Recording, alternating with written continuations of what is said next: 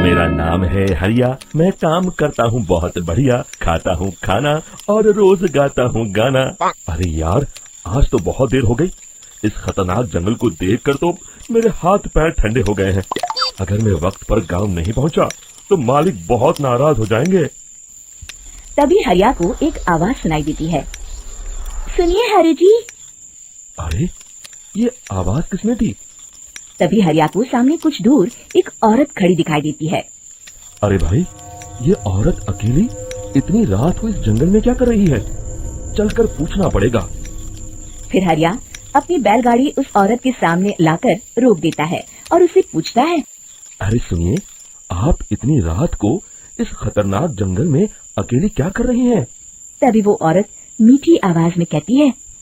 अरे हरु जी, आप आ गए। मैं कब से आपका इंतजार कर रही थी। वैसे तो यहाँ से काफी लोग गुजर चुके हैं, लेकिन मैं खास आपका इंतजार कर रही थी। अच्छा, तुम सच कह रही हो? मुझे तो यकीन नहीं हो रहा है। वो क्या है ना, आज तक किसी ने मुझसे इतने प्यार से बात नहीं की। हाँ हाँ हरु जी, मैं सच कह रही हूँ। अब देर मत करिए और जल्दी से मुझे मेरे घर तक छोड़ दीजिए। हाँ हाँ, कौन सी बड़ी बात है, अभी छोड़ देता हूँ। आप मेरे पीछे बैलगाड़ी में बैठ जाइए और मुझे रास्ता बताते चलिए। फिर वो औरत हरिया की बैलगाड़ी में बैठ जाती है और हरिया बैलगाड़ी हाँकता हुआ आगे चल पड़ता है। फिर उस औरत के बताए हुए रास्ते पर चलते चलते हरिया बैलगाड़ी लेकर एक काली गुफा के आगे आकर रुक जाता है। हरिया उस औरत से पूछता है। हाँ देवी जी, आपका घर कहाँ है? यहाँ पे गुफा के अलावा और कुछ नहीं है? तभी अचानक वो औरत हवा में उड़ने लगती है। देखते ही देखते उसका सुंदर रूप एक डरावनी चुड़ैल में बदल जाता है और वो जोर जोर से हंसती है। अरे तू तो एक नंबर का बेवकूफ निकला। तू तो मेरी आसानी से मेरी बातों में आ गया। अरे मर गया रे, ये तो एक चुड़ैल है। हे भगवान बचा ले, ये तो बड़ी डरावनी दिखाई दे रही है।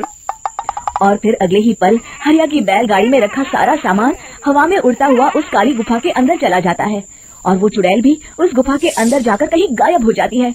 हरिया ये नजारा देख बुरी तरह घबरा और परेशान हो जाता है। अरे, ये चुड़ैल तो मेरा सारा सामान लेकर गुफा में गायब हो गई। अब क्या होगा? अगर मैं गांव खाली हाथ गया तो मालिक मेरी अच्छी खबर लेंगे। मेरी इस बात का कोई यकीन भी नहीं करेगा। फिर आखिर वही हुआ। हरिया के मालिक चंपक सेठ को हरिया की किसी भी बात पर रत्ती भर भी यकीन नहीं हुआ। चंपक सेठ को लगा हरिया झूठ बोल रहा है और उसने ही लालच में आकर सारा सामान हड़प कर लिया है। फिर हरिया को बेईमान समझकर चंपक सेठ उसे काम से निकाल देता है। अगले दिन अपनी दुकान में परेशान बैठा चंपक सेठ गुस्से में बड़बड़ाता है। अरे, दुकान में तो सामान बिल्कुल भी नहीं है। अब मुझे ही शहर जाकर सामान लाना होगा। फिर वो अपनी बैलगाड़ी लेकर शहर चला जाता है। शहर से सामान लेकर जब चंपक सेठ वापस गांव लौट रहा होता है, तभी उसे एक आवाज सुनाई देती है। चंपक जी, ओ चंपक जी। अरे, ये तो कोई मेरा नाम लेकर मुझे पुकार रहा है। फिर उस रास्ते में वही औरत खड़ी दिखाई देती है। फिर क्या था, हरिया की तरह चंपक सेठ भी उस औरत के पास अपनी बैलगाड़ी लेकर जाता है और वो भी उसकी चिकनी चुपड़ी बातों के मुंह जाल में फंस जाता है। फिर चुड़ैल उसे भी अपनी गुफा तक ले जाती है और उसका सारा सामान लेकर गुफा में गायब हो जाती है। बेचारा चंपक सेठ लाचार होकर खाली हाथ गांव लौट आता है। फिर ये उस जंगल में रोज की बात हो जाती है। जो कोई भी शहर से कुछ लेकर गांव की तरफ लौटता, वो चुड़ैल उसे बेवकूफ बनाकर उसका सारा सामान लेकर गुफा में गायब हो जाती। एक दिन हरिया एक लकड़हारे को उसी जंगल की तरफ जाते हुए देखता है। फिर हरिया उसे रोकते हुए कहता है। अरे भाई, क्यों अपनी मौत को दावत दे रहे हो? मेरी बात मानो, आगे जंगल में मत जाओ, वहाँ एक बड़ी भयानक चुड़ैल रहती है। लकड़हारा हरिया की बातों को नजरअंदाज करते हुए कहता है। अरे भाई, मुझे पहले ही बहुत देर हो चुकी है, मुझे जाने दो भाई। शाम तक लकड़ियाँ काट कर शहर के बाजार में बेचना है। तुम अपनी ये कहानी किसी फुर्सत में बैठे इंसान को सुनाओ, मैं तो चला। इतना कहकर लकड़हारा वहाँ से आगे जंगल की तरफ चला जाता है। फिर अगले दिन गांव के मुखिया के घर के बाहर बहुत सारे लोग जमा हो जाते हैं। तभी हाथ में कुल्हाड़ी लिए खड़ा लकड़हारा कहता है। अरे मुखिया जी, अब आप ही हमें बचाइए उस जंगल वाली चुड़ैल से। हमारा सारा काम तो शहर से ही होता है। अरे मुखिया जी, उस चुड़ैल की वजह से तो मैं पूरी तरह बर्बाद हो गया हूँ। हम सबको मिलकर उस चुड़ैल का कोई इलाज करना पड़ेगा। तभी भीड़ में खड़ा वीरा कहता है, आप लोग चिंता मत करिए, कल से वो चुड़ैल किसी को नहीं लूट पाएगी। मेरे पास एक बहुत अच्छी तरकीब है। तभी चंपक सेठ उसका मजाक उड़ाते हुए कहता है, अरे तेरा नाम वीरा है तो क्या हुआ, तूने अभी उस चुड़ैल को देखा नहीं है, जाकर अपना काम कर, बड़ा आया।